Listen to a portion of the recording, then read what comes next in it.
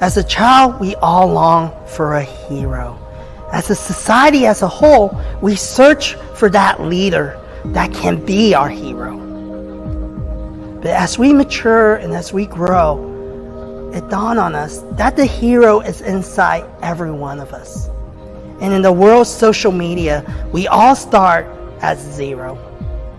And slowly we search deep within ourselves to find who we are. And we have that moment of truth where we embrace that the hero that we've been searching for has been there all along. It is living deep inside of every one of us.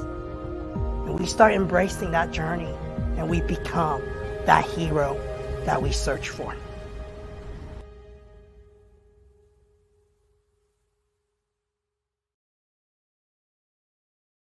Good morning, everybody, and welcome to episode 115 of Zero to Hero, presented by J29 Creative Group. We've got another awesome guest coming at you guys today. She also wears a ton of hats, very similar to a lot of the guests that we've had on this show. She's an author. She is the director of product management, I should say, for TreviPay.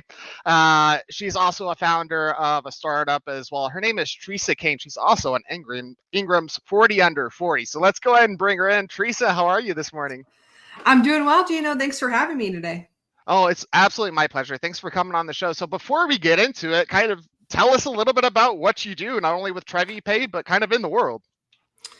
Yeah. So I have been in the product management space for a little like 15 to 20 years. And I got my path started, at H&R Block, which, it's not tax season right now, but every time I think about it, I think about my start that I got in product management.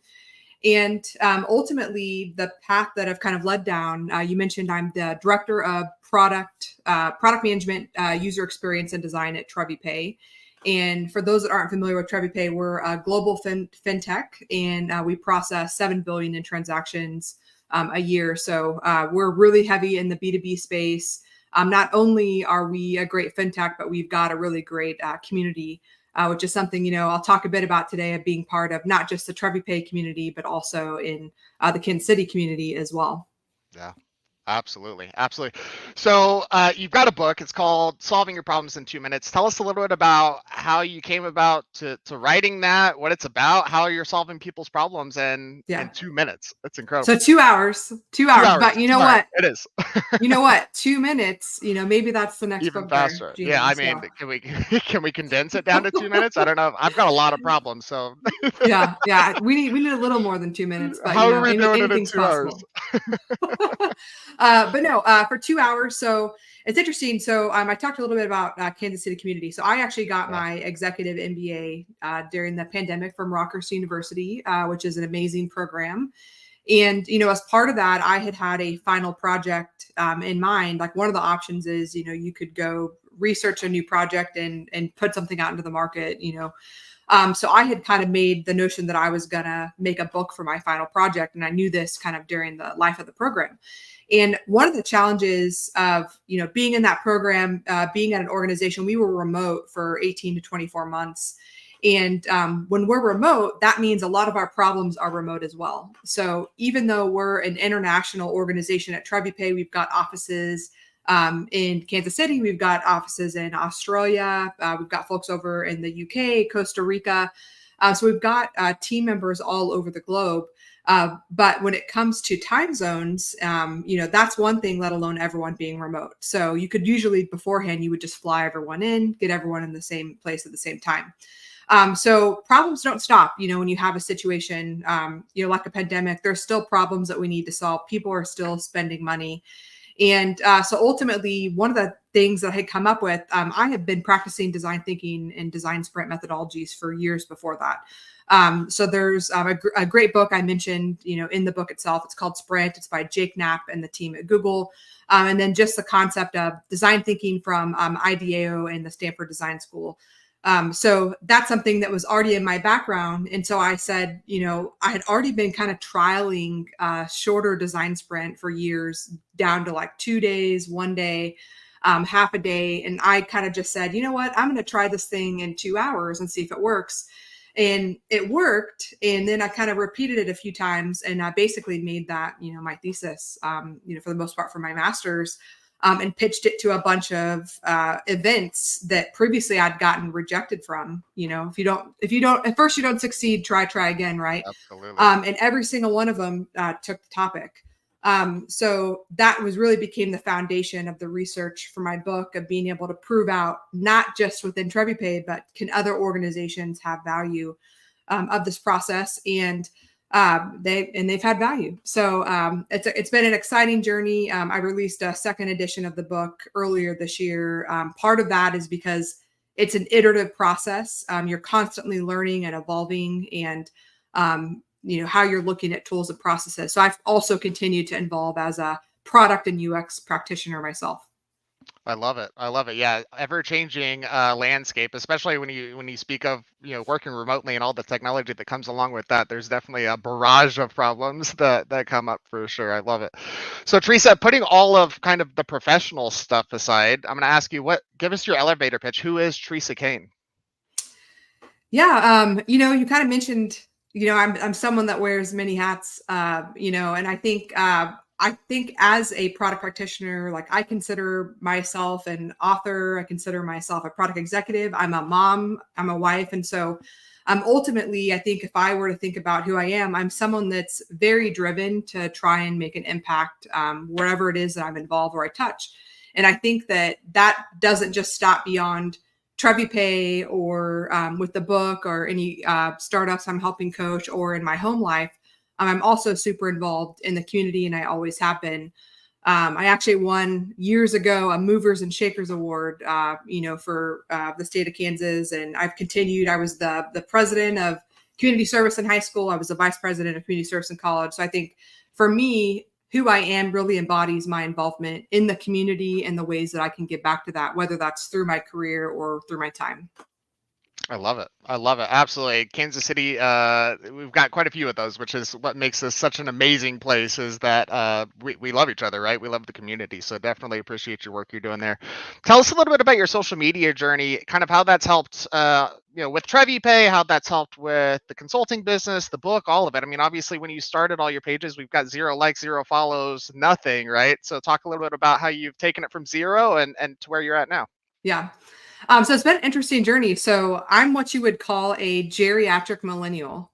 So, I grew up in the days of Encarta and Oregon Trail, having to do our AOL. I had an AOL name. So, I grew up with a different generation. So I started Facebook in the trial when I was at KU. Like, I was part of the beta for Facebook, obviously now Meta. And so ultimately, social media has always been a part of my journey. But for me, when I started having kids a little over 10 years ago, I actually kind of like disengaged from social media. So not only did I not have time, but I think, I'm not a big fan of like putting pictures of, your kids out and putting pictures of yourself out there. So I swore it off for 10 years. And, I wish I hadn't, to be honest. But when I had went to a few different firms and going through the process of writing the book, they are like, I'm really sorry, but like, you have to be engaged in social media. You're going to have to build a following. I think for me, my long-term plan, way down the road for retirement is I'd love to just write and be an adjunct professor. Right. And part of that is to even be able to succeed with those dreams is building a social media following. So a lot of people don't realize that to really achieve some of the things you want, it's not really just about building a following. It's about building an authentic audience that you're engaging with, that you're teaching, and they're also teaching you. I'm a lifelong learner. You're always learning from people that you're engaging with. So when I started on this journey, I started with, a couple hundred or maybe a little over 1,000 on LinkedIn. And those were roughly people I worked with over the years. And I have, around 5,000 right now, which to be honest, I think if I were to be able to go do it full time, I could probably have a lot more. But, you got to balance your job along with other things. But I think from a TreviPay standpoint, one of the biggest benefits, I do a lot of different webinars for TreviPay and talking about our product and UX practices at conferences around the globe. And we're a B2B business. So not everyone knows us like you would know a PayPal. And so I think that's really the biggest benefit, is being able to talk about not just the amazing teams and the impact that we're making for our products, but our culture as well. And that's something I actually just did. We're partnered with the Kansas City Tech Council. And I actually just volunteered at an event last week that was talking to around 40 different high school women that were looking to get into the career of tech, and talking to them about TreviPay and the journey, the differences of the journey that I had 20 years ago going into tech versus today, where we're really advocating, pushing folks into it. So that's one of the key things I said, during that talk was start a LinkedIn profile, start building your network. Your network is who you're going to rely on, whether it's for social media likes or for finding your next job. Yeah, absolutely. I don't think I've ever related so much to a term as geriatric millennial before before today. Like that. Wow. I feel attacked a little bit. No, Just let it soak in. Let it soak in. No, I love everything you just said, though. And it's so true. It's really. I didn't know that publishers wouldn't even look at you, right, without having that kind of that following. But it makes perfect sense, right? How are we going to sell this thing without having that following? And I think it kind of relates back to what you said earlier as well, talking about the Kansas City community. That's really what we build online as well, right? Is that community where you kind of said, you're learning, you're teaching, but you're also learning from your followers or your community as well. So kind of an extension of who we can be, right? We can only be so much in one place at one time, but we can take that and amplify that message out. And I love that. That's perfect. Now, Teresa, every superhero has a defining moment. What do you think yours is, not only when it comes to your career, but your life as well? Yeah, it really actually encompasses, around the book a bit. So one of the things that I don't talk about in the book, and I don't talk about on a lot of podcasts, but, I've shared over time with it being, for 4 years past, is most of the book I wrote was while one of my kids was in the hospital. And he contracted a virus, got really sick, and had super low oxygen, was in there for a while. And part of, what got me through that was being able to write and kind of put my time in there. There's times when you can't do anything. You're literally just sitting there. You can't do anything. Right.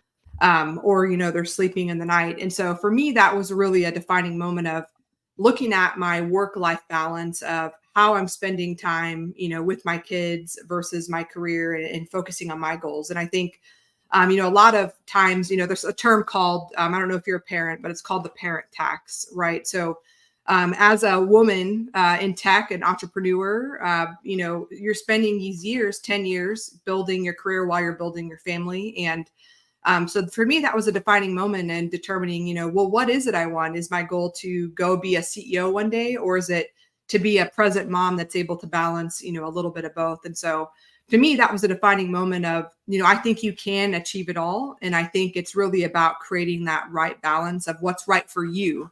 And what's right for you isn't right for someone else you work with or a friend that you have. Everyone has their own level of hard. But for me, that was a really defining moment of figuring out, what is it I want to be? What type of leader do I want to be in my job? What type of mom and wife do I want to be? And what do I want to be representing to the community in terms of the work ethic, that you can put forth while balancing that all? Absolutely. No, often it seems like in those moments of turmoil is where we have clarity, right, within our thoughts. And a lot of the defining moments we hear on the show come from either turmoil or chaos, right, that's going on in their own life, or failure, right? Those are like the two biggest like catalysts for defining moments. So I love that. Thank you for being open and honest about that as well. I love that you found the distraction, but you made it productive, right? I feel like I actually have had spent a little bit of time in the hospital with kiddos myself, right? And I know it can be your brain's going everywhere, right? So a way to really focus that up and put it into something that is going to propel you forward. I love that. That's awesome.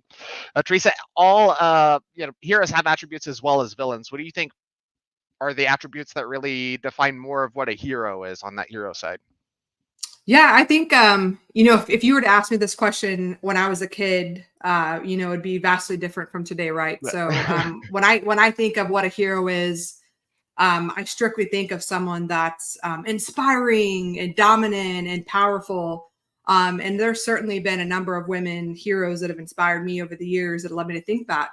But as I've gone through this journey, the number one quality that really defines a hero to me is empathy.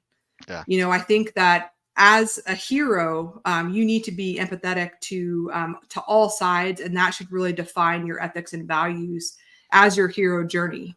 And if you don't have good ethics and values and empathy along with your hero journey, you're not going to be inspiring. You're not going to get a social media following. You're not going to be able to bring the next generation of leaders. And I mentioned kind of volunteering in the community. So I'm a Girl Scout leader, and, I work with the next generation of this amazing young women that are growing up in the community. And to me, that empathy is so critical to that age group as well, not just in our daily lives, because you're teaching them how they should be acting to be future heroes. Yeah, absolutely. Nailed it. You nailed it. We're just going to move on because you absolutely destroyed that question. That's perfect. Now, Teresa, if you had to pick any superhero that relates best to Teresa Cain, who do you think that would be? And tell us a couple reasons why. So if we're thinking real superheroes, so I'm going to stick with Wonder Woman. Okay. And I think, part of, I'm going to take a superficial superhero, and then I'll go a little deeper. But, in addition to being Girl Scout leader, I'm a mom of a daughter, and, Wonder Woman is someone that is able to achieve everything, to be able to achieve the balance. And my daughter actually made a picture of me as Wonder Woman. I love it. And so I like to think Wonder Woman, because I think that's how I look to inspire and be, the Wonder Woman, and how people look at me, especially the younger generation that, is kind of coming up in this interesting, different world than we experience as geriatric millennials. So, and then I think there's a lot of inspiring heroes as well in the community that are really redefining what it means to be a hero. So, we talk about even Kansas City, the impact, Taylor Swift has had on the Kansas City community. There's a number of heroes that have really helped coach me in my journey along the way. I don't know if you're familiar with Diana Kander. She's a local author, really inspiring speaker as well. So, I would say there's a lot of different heroes that I've learned and bosses over the years that I would put in that category of, wow, these women are really super, and they're really inspiring me, which is making me a better person to be able to inspire others as well. I love it. Absolutely. Yeah. Iron sharpens iron for sure. You nailed it. Teresa, thank you so much for coming on the show. You've been absolutely wonderful. How can people get in touch with you? How can they follow you, join your community online? Where can they find you? Yeah. So the best place is on LinkedIn, Teresa Cain. And if you're wanting to learn more about the book, you can go to 2hourdesignssprints.com, or just on Amazon, look for the book, Solving Problems in 2 Hours. 2 hours, soon to be followed by Solving Problems in 2 minutes. I don't know when that one's going to be coming out, but whenever we figure it out. I'll get to work on that. Yeah.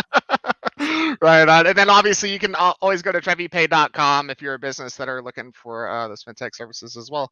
Teresa, thank you again for coming on the show. You've been absolutely wonderful. Thanks so much for having me, Gina.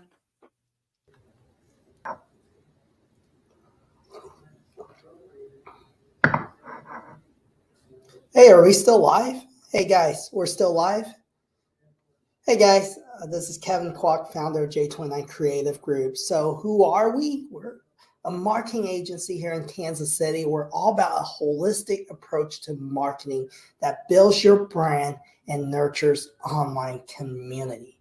But to be honest with you, you guys don't care.